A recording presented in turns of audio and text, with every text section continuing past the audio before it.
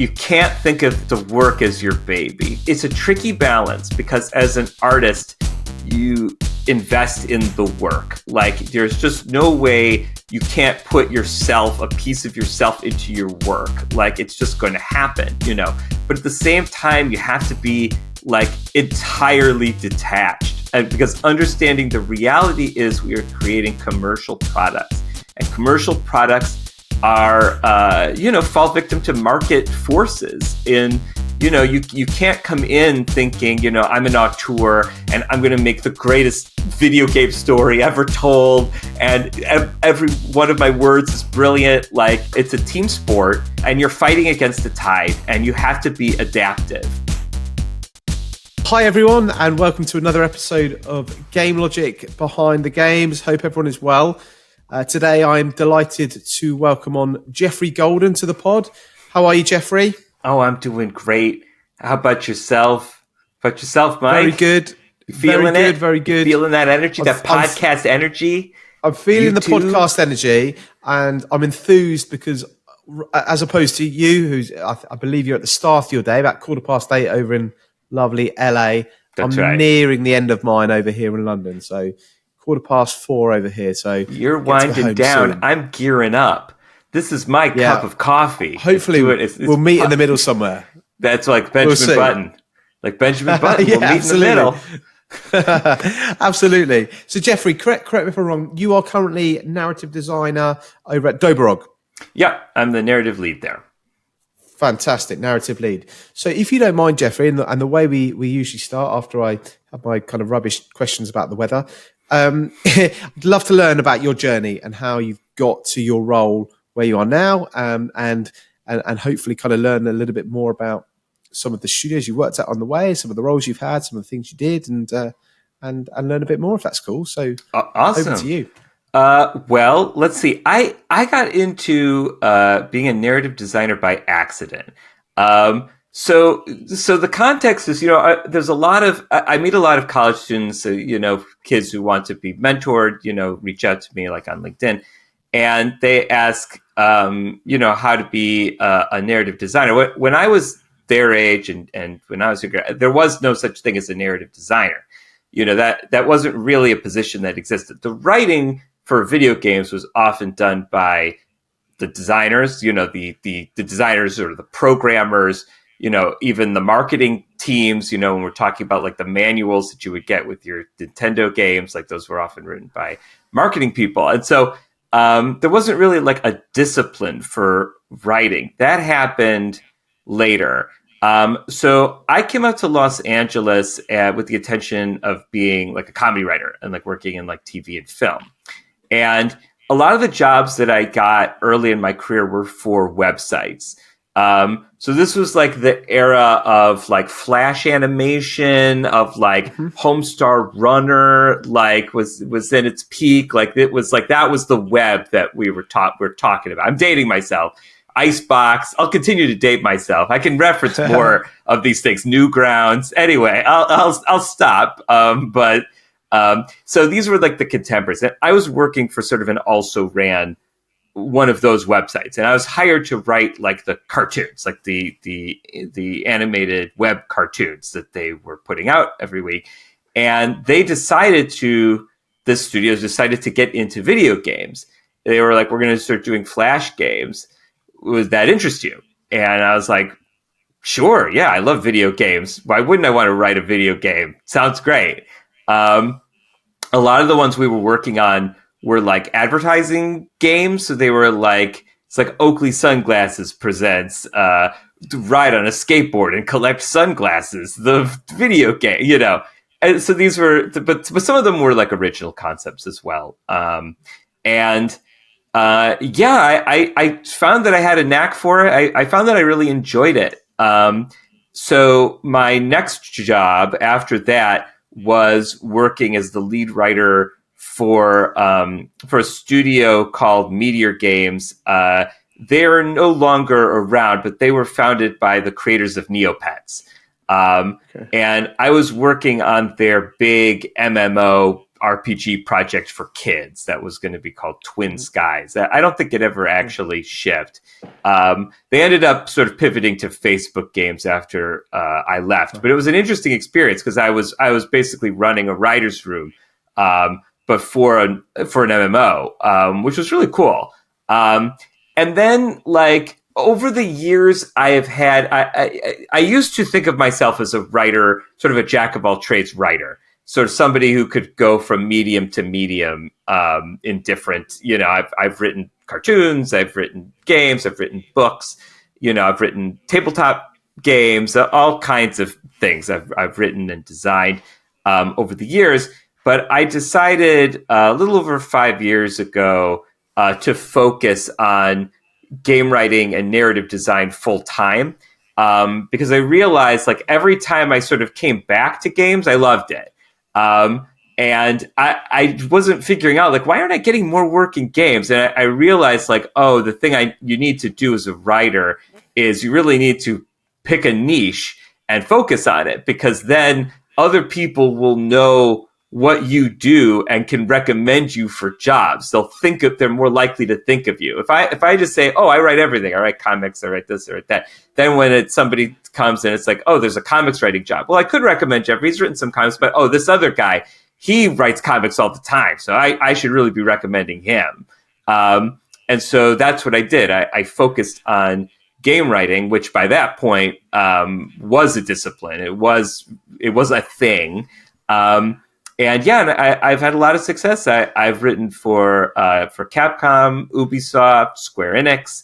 I've written for indie studios around the world. Right now, I'm writing for an indie called Doborog. As you said earlier, they're best known for a game called Clone Drone in the Danger Zone, which is objectively an amazing title for a video game. And I'm writing and designing their narrative designing their VR title, their new VR game, which is super cool. I've never worked in VR before, but that's the thing I love about games most, is that it gives me opportunities to really do things I've never done before. So that's my story. Yeah, and that's a cool story. It's a cool journey. As always, like, I've been writing notes. I'm not going to be able to ask you all these questions, but you referenced some opportunities that you had working around the world, and there's, well, on your LinkedIn anyway, there's some really, really interesting places you've been to, right? So correct me if I'm wrong, but you worked in India, Armenia, Lithuania, Kiev in Ukraine. So let me be clear. I didn't travel to those places. Oh, okay, right. I'm in my home office working for studios around the world. Right. No, okay. I'm not quite as world traveled as that, and that would lead to some very interesting stories, wouldn't it? Yeah. Even though, like, it's still cool. Like, it is cool. Yeah, it is really cool because you get. Oftentimes they will hire the studios will hire an American writer, and I'm the only American on their team. And the reason is because it's easier to hire an American writer, an English-speaking writer off the bat, because a lot of your market is going to be American and English-speaking, and then do translations, translate to other languages, rather than hire somebody, say, local from Armenia, and then try to localize their story into the American market and then translate it. It's just easier to hire an American from the start. But as a result, I've learned about different cultures, and it's really fascinating. It's in some ways it's like you bring me on because I sort of like an expert on, like, American culture.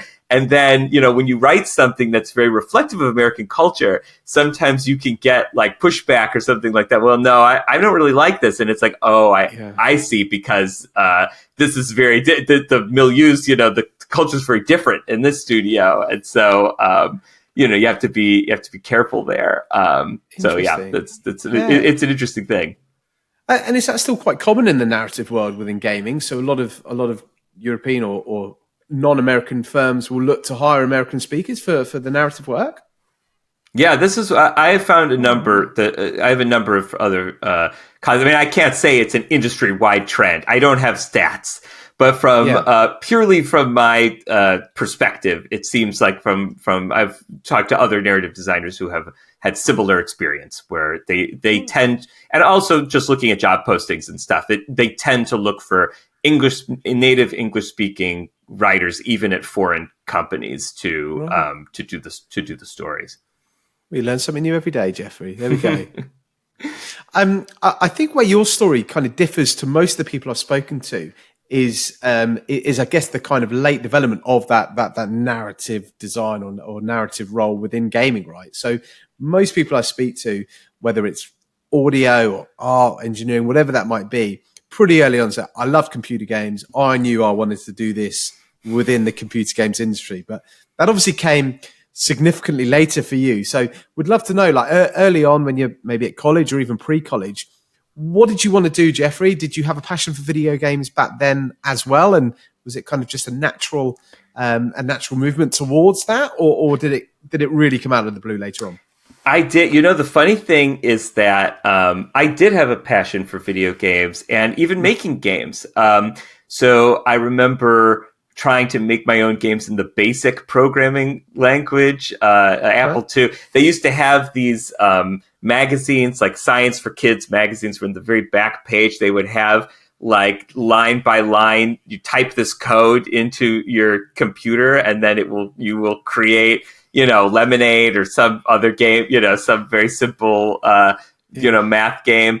So I used to do those because I thought it was so cool. And then later, when I had a Mac, I used HyperCard. I don't know if you remember HyperCard, but I was very into it.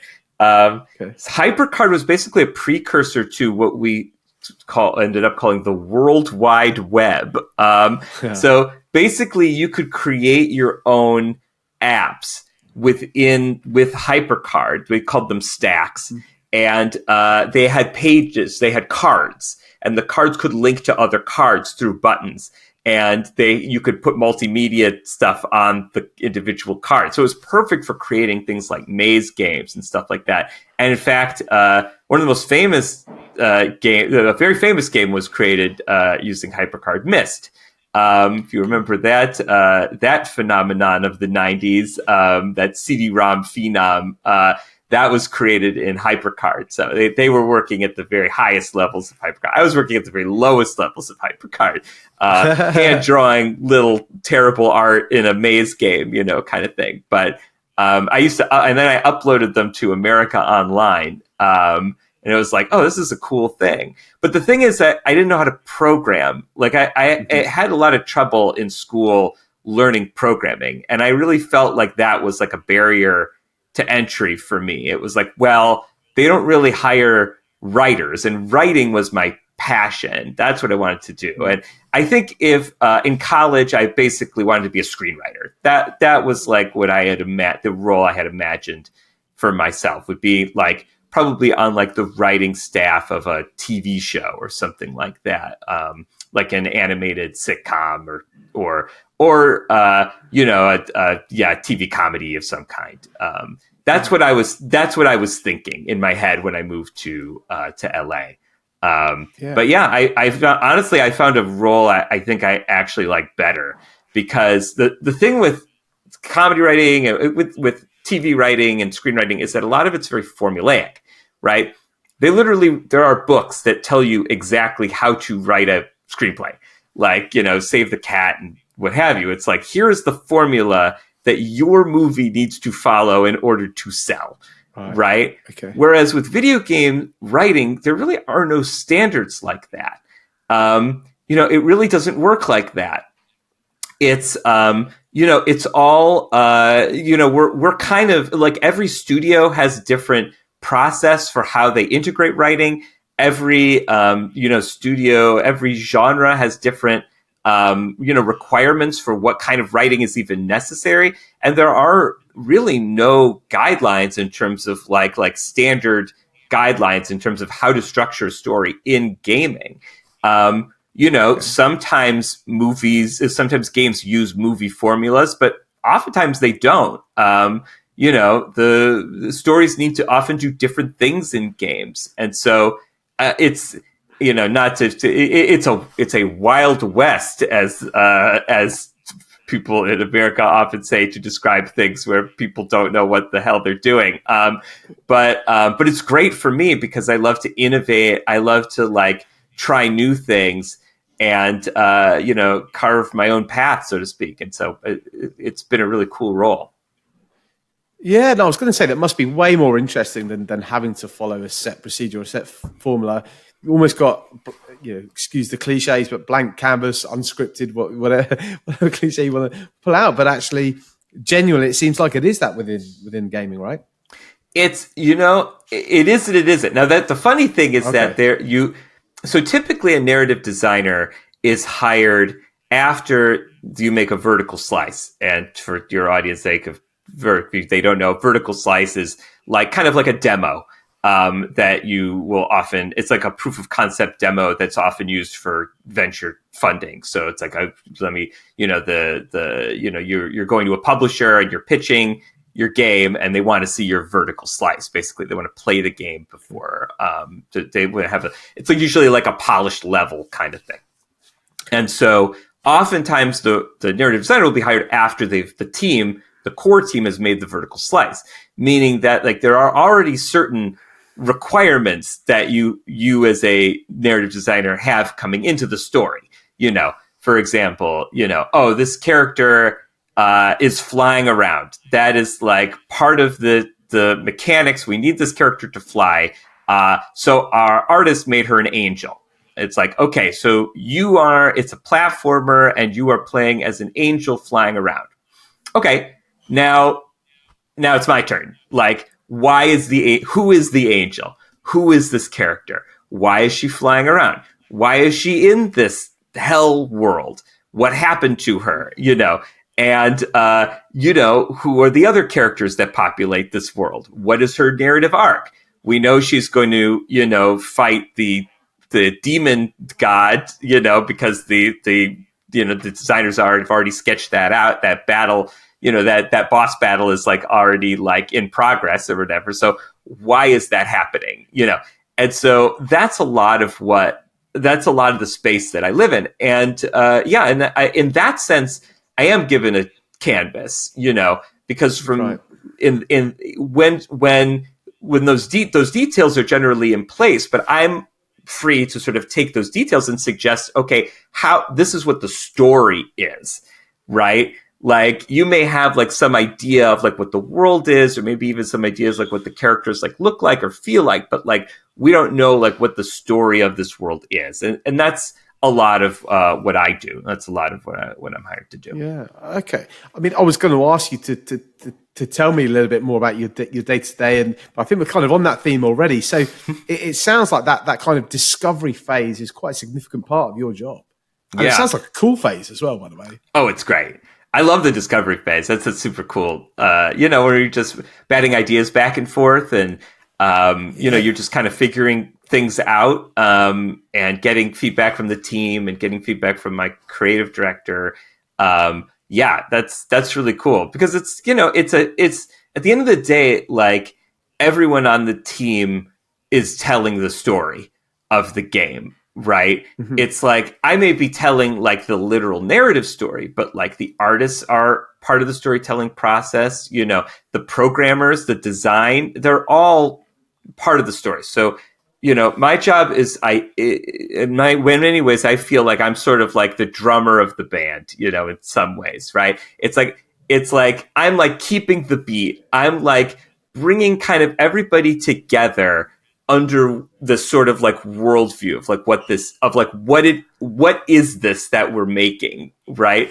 Because like you understand, like in the vertical slice phase, you understand like, I know how the game feels, like I know how the game plays, but when you tell somebody like what is the game, a big part of that is story. Like you're telling them the narrative, it's like the plumber goes to the Mushroom Kingdom and has to rescue, Princess Peach, from Bowser. It's like, that's a story, And so that's like a major like part of like what the view of how people see the game. And so my job is to take part of my job is to take like how the game feels and like translate that narratively so that it like makes sense to people like from the outside and internally. This is the story that we're telling. Yeah, that's fascinating. And I guess what intrigues me, and I would imagine it's somewhere in the middle, but please correct me if I'm wrong, Geoffrey. Is it a case of, okay, right, you take your requirements, you engage with your discovery phase with everyone else, and it's a case of kind of then setting that story and ensuring everybody sticks to that story, or is it very much kind of work in progress? And do you have to often make significant changes to the story as the game is developed, or again, is it a bit of both and depends on the projects and the people? It's definitely both, but I laugh because there's always changes to the story that right, come. Okay. So you can't just say this is the story, stick to it. You have to. No. But right. it's very much like we're all rowing a boat together against the tide of against the rapids of production, and oftentimes the thing that changes the story is production concerns, right? Mm-hmm. Scope. Right. It's like when we start, a project, the scope is infinite and we could do anything. And we want to tell the biggest, grandest story. And then the scope shrinks. And then there's less money for art. There's less time for story to develop the story out, to just develop those beats and this is going to require too many different assets. This is going to require too much labor. And we don't have that time anymore, So, part of it is not, is being a team player and saying, okay, well, how can we tell the essence of this story? How can we keep what we like about it thematically, the elements that we like, but pare it down, or change direction, you get notes come from the publisher, it's like, we don't want these levels. We don't want water levels. For whatever reason, they don't want water levels. Maybe the effects are too expensive, it's going to balloon the budget, and the publisher has said no more money is coming in. It's like, okay, well, we were telling a water world type story about we're not going to have water. Can we tell the story about land marauder? Can we tell the story about marauders on land as opposed to at sea? And like, okay, that's going to change the story significantly, but maybe we can keep the core and the essence of what is interesting about the story while making those kinds of changes. I always think of this movie, State and Maine. It's an indie comedy film, I think from the either late 90s or early aughts. It's a satire about a movie crew shooting a movie in a small town, and the movie is called The Old Mill, and they picked this town to shoot in because they have this beautiful old mill. It's like the perfect set piece, and into production, the mill burns down, and so the question that the producer keeps asking is, does it have to be an old mill? And this person, one of the interns, is like wearing a T-shirt that says "doesn't have to be an old mill," and it really gets on people's nerves. But it's like, yeah, sometimes the mill burns down, and like, can you still tell the same story? Can you tell as good a story even without like some of the set pieces and things that you thought were part of it? And that must be one of the toughest parts of the job, right? You think you've got it nailed, and publisher says, got to change this, got to do that. And I can imagine like thinking like, this is my baby, we sort it, and then someone who's not been part of this project for very long says, got to do this, got to do that. It's, you have to, you said the key word there was baby, right? You can't think of the work as your baby. That's what's going to kill you. Like, you can't do it. Like, you have to, it's a tricky balance, because as an artist, you invest in the work. Like, there's just no way you can't put a piece of yourself into your work. Like, it's just going to happen, But at the same time, you have to be like entirely detached, and because Right. understanding the reality is we are creating commercial products, and commercial products are fall victim to market forces. In Yeah. you can't come in thinking I'm an auteur and I'm going to make the greatest video game story ever told, and every one of my words is brilliant. Like it's a team sport. It's a team sport, you know, and it's and you're fighting against the tide, and you have to be adaptive. You really have to be willing Yeah. to say, you know, um, let me. Which isn't to say you shouldn't stand up for what you think is an idea or thing that you think is really good, but you just have to balance that against like. Is the thing that you're asking for like going to make the team crunch? Is the thing that you're Yeah. asking for going to blow up your budget? Is it worth it? Or can you tell as good a story, with by change some of the things that are your babies? Yeah. I would imagine personality and mentality is really, really crucial in your role, given what you just said, which again is like I find it particularly fascinating, and I'm not trying to plug this pod, but genuinely, what I wanted to do from this podcast was learn more about people and their different roles in the industry, and I've worked in gaming for quite a while now, but I'm always amazed. Literally every single guest that come on, I'm like, wow, I didn't know that. And that's what I love about these conversations, man. Like being able to go in depth and learn more about what people like you do, like awesome people in like doing awesome things with awesome studios. Like I'm very, very lucky. So I'm conscious of time. So I've got two questions left, if that's Great. all right, Geoffrey. Right. Let's do it. First Let's one, hit me. what is the best thing about your job? Oh, what is the best thing about my job? There's a lot of good things about my I job. didn't give you the heads up about that off camera either, did No, I? that's Sorry, okay. No, that's because I was just like, I was so confident. You were like, are there any things you shouldn't ask, whatever? And I was like, no, whatever. Ask me anything. The best thing about my job is that I get to tell stories for a living, and telling stories is what I have always wanted to do since I was a kid, and I get to do that, and I get to do it every day, and it's a blessing.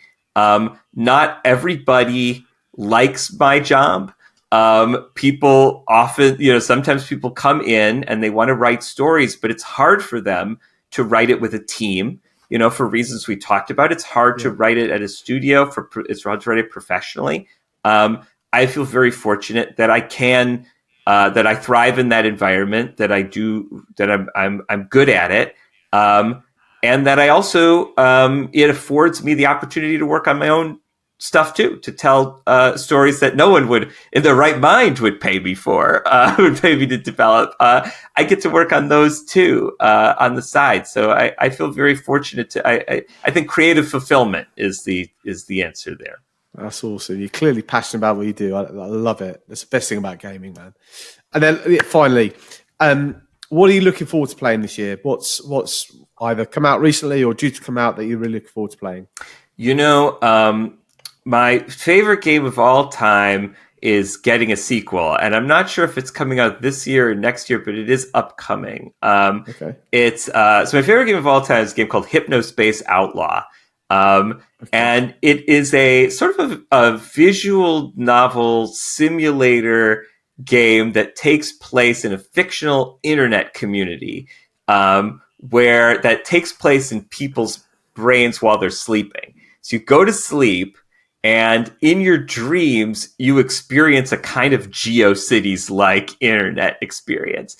And the game is about how you play as a moderator in Hypnospace, which is the name of the internet service provider. And your job is to like ban content, is to like police the content. And as you do your job, you can see the ripple effects that it has on the community. That game, that I love that game, and there's going to be a sequel, and I'm very excited to play that sequel and to figure Sounds out good. like what Nice. else they're going to do in that universe. It's really interesting to me. So Yeah, that's cool. Again, like this is a really good way of me like New title, like growing my list of games. Brilliant. Geoffrey, thank you so much for that. You've been awesome, man. We met out at GDC. I loved our conversation there. Really enjoyed our conversations today. So massive thank you. I'm sure a lot of people will be very, very interested in listening to this. Well, listening to you, not me. Listening to you too. It was a pleasure meeting you at GDC, and thanks so much for having me on. Thanks so much, Geoffrey. Take care, man.